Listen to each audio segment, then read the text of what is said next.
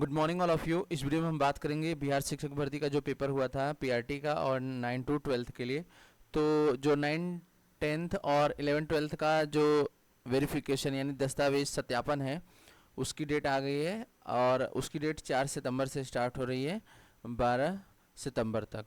ठीक है, तो आइए देख लेते हैं जो ये बिहार लोक सेवा आयोग से नोटिस आया है।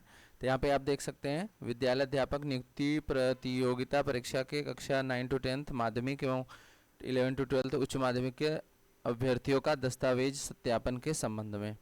तो यहाँ पे आप देख सकते हैं विज्ञापन देश विद्यालय अध्यापक नियुक्ति प्रक्रिया परीक्षा में 9-10 माध्यमिक व 11-12 उच्च माध्यमिक अध्यापक नियुक्ति प्रतियोगिता परीक्षा में सम्मिलित अभ्यर्थियों द्वारा ऑनलाइन आवेदन करते समय अपलोड किए गए। ध्यान रखिएगा, ऑनलाइन जो भी आपने आवेदन किया था उस टाइम जो जो सर्टिफिकेट आपने लगाया था उसको अच्छे से चेक कर लीजिए, वही वाले डॉक्यूमेंट्स वो लोग चेक करेंगे। ठीक है, ऑनलाइन आवेदन करते समय अपलोड किए गए डॉक्यूमेंट्स का सत्यापन उनके मूल प्रमाण पत्र यानी ओरिजिनल से कागजातों के साथ दिनांक 4/9/2023 से 12/9/2023 तक जिला स्तर पर किया जाना है। ये तो हो गया जो बिहार के हैं तो उनका तो होम डिस्ट्रिक्ट में ही सेंटर बना दिया जाएगा, लेकिन जो अन्य राज्य के बाहर के अभ्यर्थियों का दस्तावेज सत्यापन पटना मुख्यालय पर कराया जाएगा। ठीक है, पटना मुख्यालय आप लोग पता कर लीजिएगा। फिर इसके बाद दिया गया है अभ्यर्थी अपना दस्तावेज सत्यापन निर्धारित अवधि के अंदर अपने जिला मुख्यालय पे कराना सुनिश्चित करें। तो देखिए हर डिस्ट्रिक्ट में जो जिला मुख्यालय होता है वहाँ पे होगा, लेकिन जो अदर स्टेट के कैंडिडेट हैं वो पटना मुख्यालय पर जा सकते हैं। तो देखिए 9 10th और 11 12th के लिए अदर स्टेट का ज़्यादा मतलब जो लोग स्टेट यानी कि जो बिहार का स्टेट होता है जो लोग क्वालिफाई किए थे उन्हीं का मतलब वहाँ पे वैलिड होगा। तो तो अदर स्टेट वालों का ज़्यादा स्टेट क्वालिफाई था नहीं, लेकिन जिन्होंने क्वालिफाई किया होगा उन लोगों के लिए पटना मुख्यालय बनाया गया है। ठीक है, उसके साथ साथ एक और भी इंफॉर्मेशन है, इसमें देख लेते हैं। जो लोग हैंडीकैप्ड हैं यानी कि विकलांगता से रिलेटेड जो वेरिफिकेशन होगा उसका भी नोटिस जारी कर दी गई है। देखिए यहाँ पे दिया गया विद्यालय अध्यापक नियुक्ति प्रतियोगिता परीक्षा 9-10 और 11-12 माध्यमिक में दिव्यांग अभ्यर्थियों का मेडिकल, जो दिव्यांग है उनका मेडिकल 1/9/2023 से लेके 8/9/2023 तक जिला स्तर पर गठित मेडिकल बोर्ड द्वारा अभ्यर्थियों द्वारा समर्पित दिव्यांग प्रमाण पत्र के आधार पर दिव्यांगता की जांच कराया जाना है। यदि विशेष कारणों से दिव्यांग की जांच जिला स्तर पर गठित मेडिकल बोर्ड से संभव नहीं हो ऐसी स्थिति में वैसे दिव्यांग अभ्यर्थियों को IGIMS PMCH में अग्रसारित करेंगे।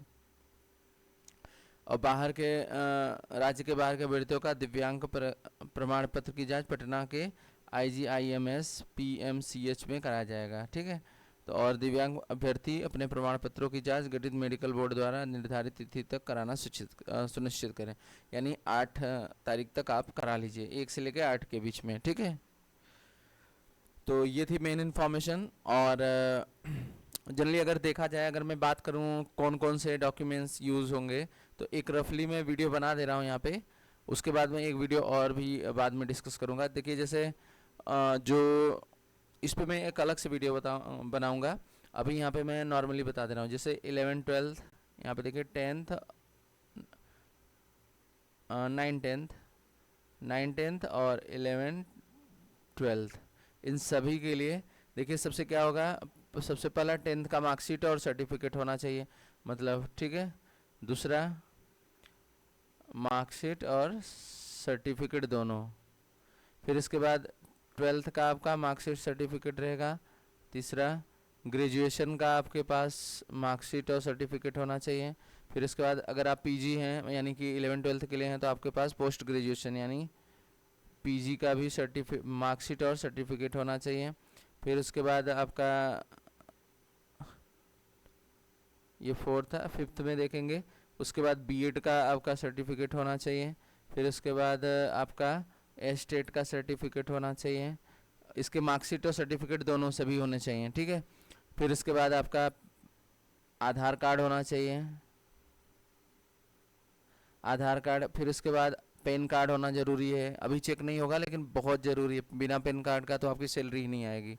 ठीक है, फिर इसके बाद आपका मतलब अगर आप OBC ST SC हैं, OBC ST SC ये सब सर्टिफिकेट आपके होने चाहिए, ठीक है। अगर आप बिहार राज्य से हैं तो अदर स्टेट का तो जनरल में काउंट होगा, लेकिन बिहार राज्य से है तो ये सर्टिफिकेट होना चाहिए। फिर उसके बाद डोमिसाइल यानी कि निवास प्रमाण पत्र, निवास प्रमाण पत्र भी होना चाहिए, तभी तो आपको बिहार राज्य के होंगे, तभी तो आपको छूट मिलेगी। तो ये सारे डॉक्यूमेंट्स आपके पास प्रॉपर तरीके से होने चाहिए। लेकिन जो वेरिफिकेशन में अभी चेक होगा वो ओनली आपका चेक होगा कि जो आपने फॉर्म भरते समय सारे डॉक्यूमेंट्स यूज़ किए थे, अपलोड किए थे, वो सही हैं कि नहीं। ऐसे सिमिलर वे में अगर हम देखेंगे 1 to 5th के लिए, अगर हम बात करें 1 to 5th के लिए, तो इसमें ज़्यादा डॉक्यूमेंट्स की ज़रूरत नहीं है।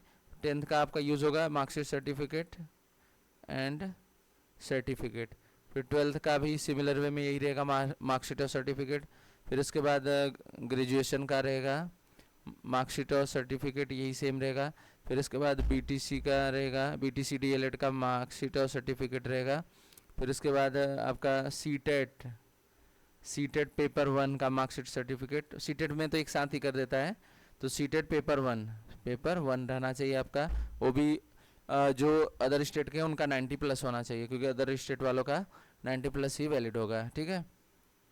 फिर इसके बाद आपका आधार होना चाहिए। फिर इसके बाद पैन कार्ड होना चाहिए। फिर इसके बाद अगर आप बिहार राज्य से हैं तो उनके पास आपका OBC S T S C certificate होना चाहिए। फिर इसके बाद है आपका निवास प्रमाण पत्र होना चाहिए।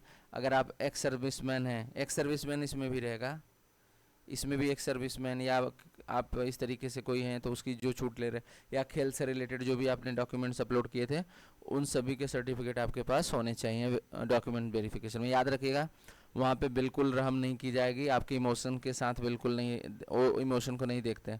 अगर है तो है, नहीं है तो सीधे बाहर जाओ, ठीक है। तो इसलिए अपना डॉक्यूमेंट्स प्रॉपर तरीके से आप लोग रख लीजिए, ठीक है। वीडियो कैसा लगा, वीडियो पसंद आया तो लाइक करिएगा और चैनल को सब्सक्राइब कर लीजिए। Thank you for watching, have a nice day.